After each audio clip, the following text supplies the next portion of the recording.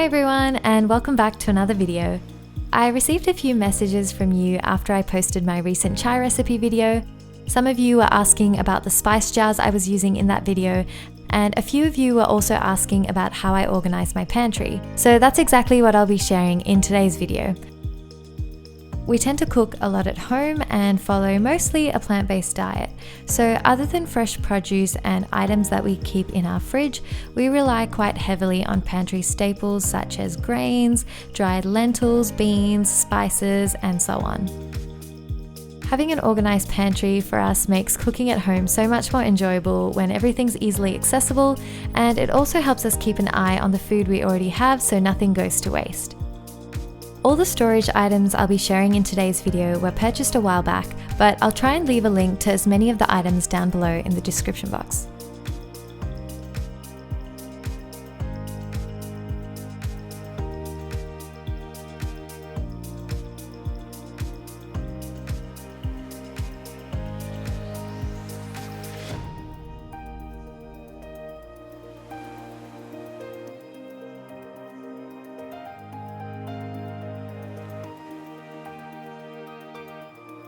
The first step was to just give everything a good clean by vacuuming and wiping down all the shelves.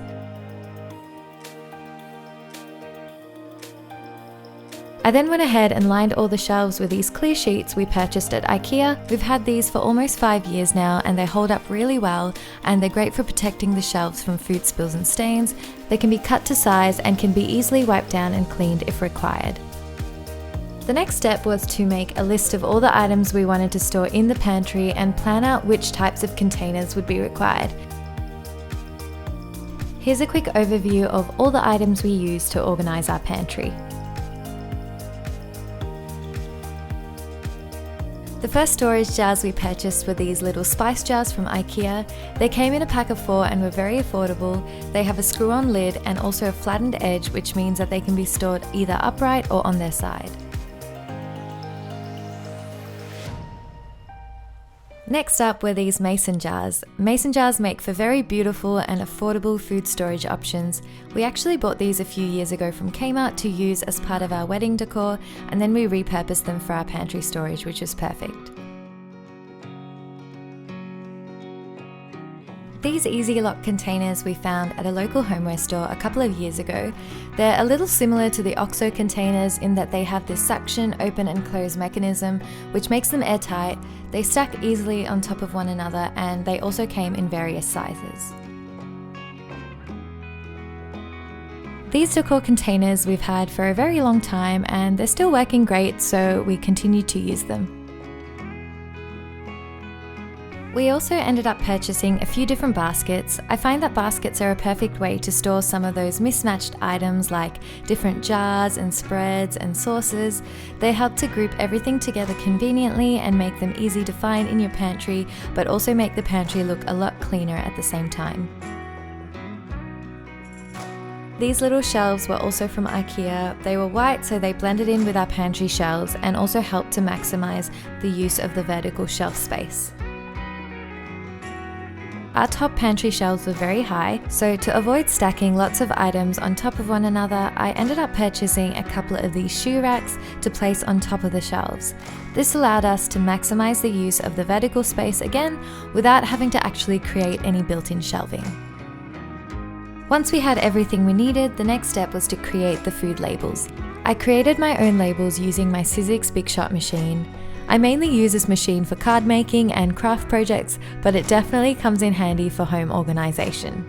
As you'll see here, I had various different shapes to work with, so I went ahead and selected the ones that would work best with the containers we had. I used plain black cardstock to create the labels and then used my chalkboard markers to write on them.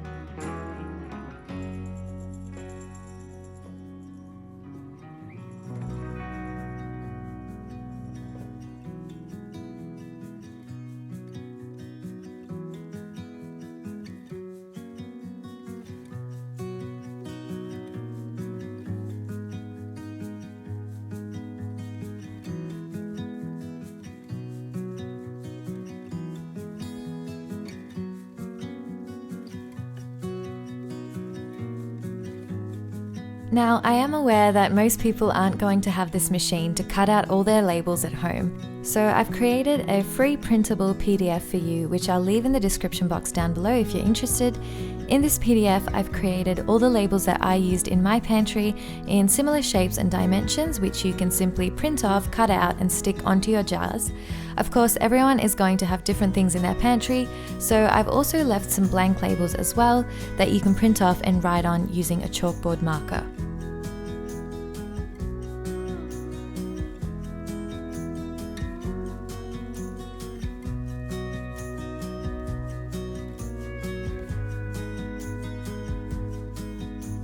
After all the labels were created, it was time to start filling up all the jars.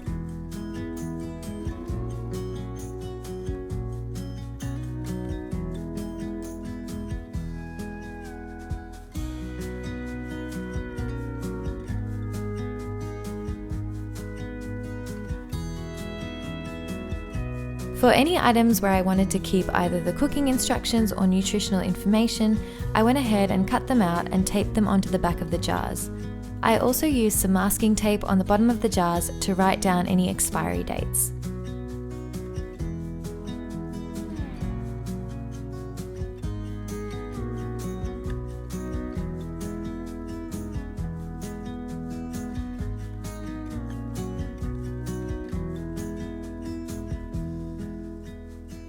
These blue wire baskets were from IKEA and they were perfect for storing our root vegetables.